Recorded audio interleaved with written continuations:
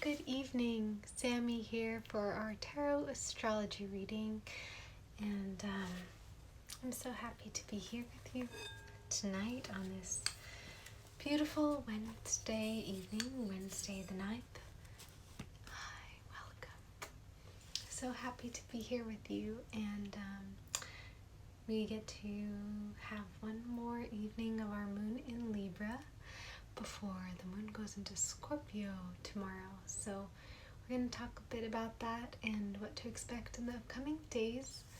But first, let's start with 3 nice deep breaths, and we'll chant Om with the sound bowl. Okay, let's begin.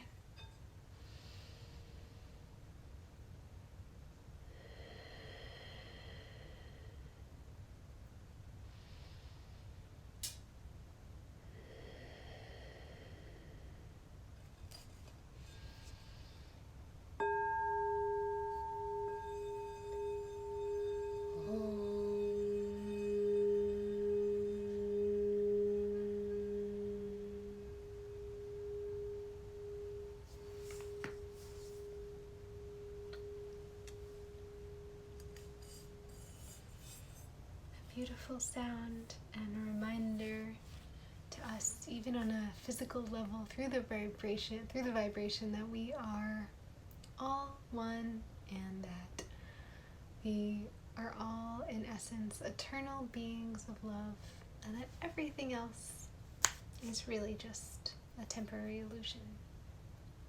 So welcome this evening. The moon is still in Libra and will be until tomorrow. And also what's interesting is that we've had the moon opposite Mars in Aries, and that the moon's going to be temporarily around 5 o'clock Eastern time tomorrow on Thursday the 10th. The moon will be both opposite from Mars in Aries and Uranus in Taurus. And so oppositions are opportunities to overcome something and to handle a situation in a way that reflects the ways in which we're growing. And so, for example, having had the moon opposite Mars, there might be things that come up around how we emotionally move through moments of challenge, opportunities to take action, the way we work through that. Uranus in Taurus, well, Uranus represents and reflects the ways that we are very unique, the ways that we might be out there, the ways we're original, the ways we like adventure and excitement and anything out of the ordinary. Nothing normal. That's what Uranus is all about, is not really wanting things to be set or normal or anything. And so having the moon opposite Uranus, it could be a really good opportunity for us to shake things up if we have any habits or routines that we aren't even aware of anymore, but that keep us from fully expressing our unique selves. Then those things might be shaken up.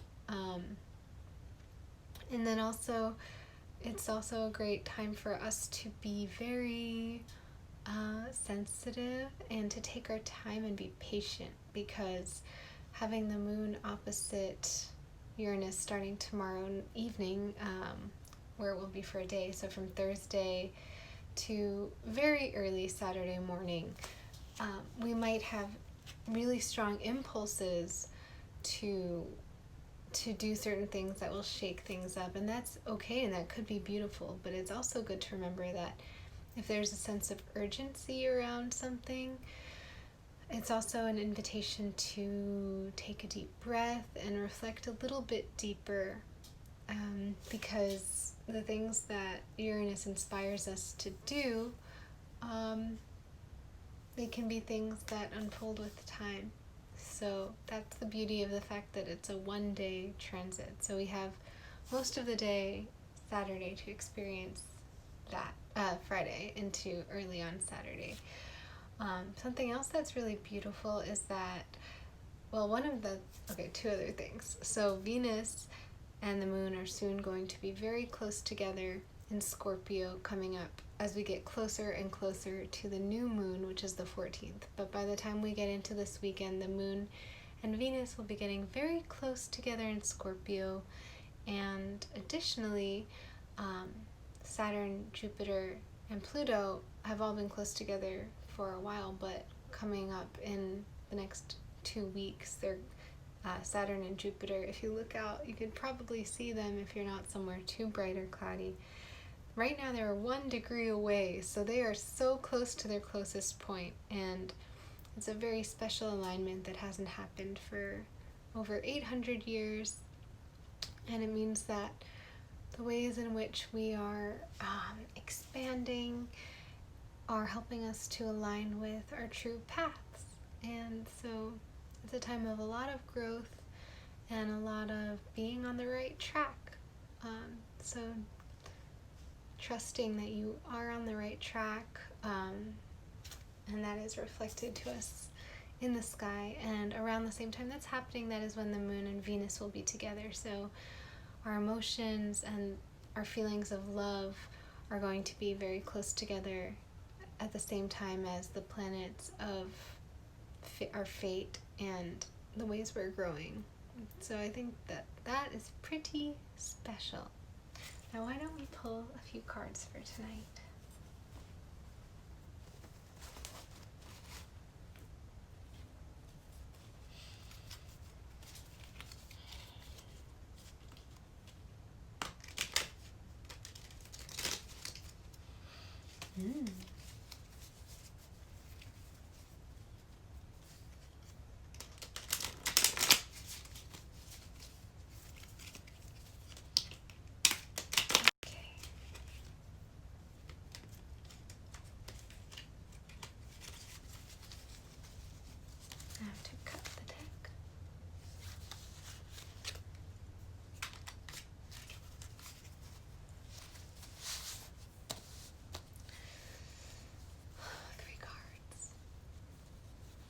I'm going to choose them while looking at you tonight.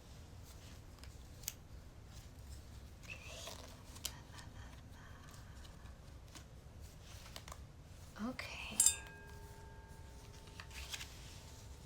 Our first card. We have the Six of Cups. It's a lovely card, and it's a little bit different in the Modern Witch Tarot, but here you have somebody offering a cup full of something beautiful and sparkling to a child in front of a sunny golden yellow house. There's a blue sky and a green lawn, and then there's a whole bunch more cups all around them. Cups represent love, and you have a child here, so there's the ideas of innocence, of sharing, of nurturing, of offering something, offering love, offering nurturance with a pure heart. And so as we were talking about the moon and Venus moving closer together and being in Scorpio, which is a water sign, I think that really reflects the values of this card, and that in the upcoming days and the upcoming weeks, we will, especially in the next few days, because the moon will be in Scorpio starting tomorrow, or today if you're watching this Thursday, notice and really feel where you can experience that kind of sweetness and love and sharing. And one way is to offer someone a cup of something. Not even metaphorically, literally, if you're looking for a way to do this. You could practice it with actual real cups and putting stuff in them and sharing them with each other and with ourselves, and also just meditating on the feeling of what it's like to be given just what you need.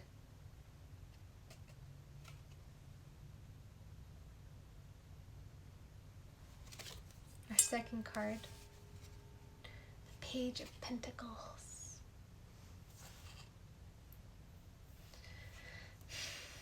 And here you see a witch standing in a field, and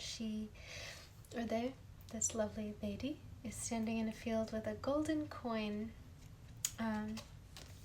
There is so much potential and strength and openness to learn what abundance really is, and there is plenty of security, safety, and comfort. And yes, it is still a journey to master those things, but we are well on our way already, and far enough along that we get to enjoy many aspects of it. And Capricorn, the earth sign, is where that amazing alignment with Saturn and Jupiter is happening. So it's that alignment is amplifying our ability to feel grounded and stable and secure, and to experience earthly abundance and pleasure. Our third card for tonight, the Ace of Wands. And with the Sun and Mercury together in the fire sign of Sagittarius, this is really a time when there is plenty of fiery energy, plenty of potential coming out of the universe, really out of the blue, being gifted to us just for existing. So we didn't have to do anything to be able to be filled with passion. We didn't have to do anything to feel excited about our dreams. We didn't have to do anything to know what it is to desire to create whatever it is we wanted to create with our lives, with ourselves, with our relationships, our environments, our bodies, our emotions. All of that excitement and desire is just something that occurs because we're alive, and that is a beautiful gift. And it is right now, especially in abundance, as we are in Sagittarius season, and we have not only the Sun in Sagittarius, which is a creative and passionate and expressive sign, but also Mercury, which is the way we communicate, and Mars been hanging out in Aries, giving us the ability to act boldly and to be courageous and to be passionate and unafraid. So it's a pretty harmonious reading tonight. I think the theme is of innocence and of potential and of really good starts. This card is a card of water, which is love and emotion, of innocence and sharing. This is a card of earth, of apprenticeship, of being a student, of being full of energy and openness at the beginning of a path. And then the Ace of Wands, the first card, the one of fire, giving us the awareness that anything is possible. And that is our reading for tonight. And if you have any further questions, thoughts, anything about it, I'd love to hear from you. There's a lot of golden light and color. Just before I put this card down, I just want to point out that look at the warm yellow house representing a safe and happy home, a warm golden yellow sky representing a safe and happy environment here on this planet, and then this golden ball of light, of sunshine, of fire coming from behind the hand, which shows how magical we are. So, have a beautiful magical evening, a beautiful magical day, tonight, tomorrow. Tomorrow is the beginning of Hanukkah, which is just one of the many ways of creating extra togetherness and celebration and warmth and love and joy in the coldest, shortest nights of the year. So if you're celebrating that, hope you have a beautiful celebration, and it is everyone's to celebrate. And if anyone wants to know more about how to celebrate it, reach out to me. I would love to talk about it more. Okay, let's take a couple deep breaths together before we chant Om and say goodnight.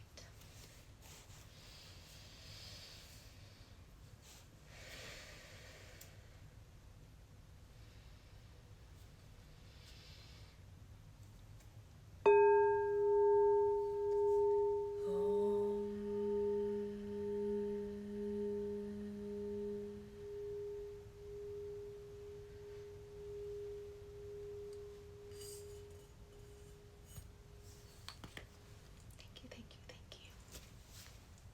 Blessings and love.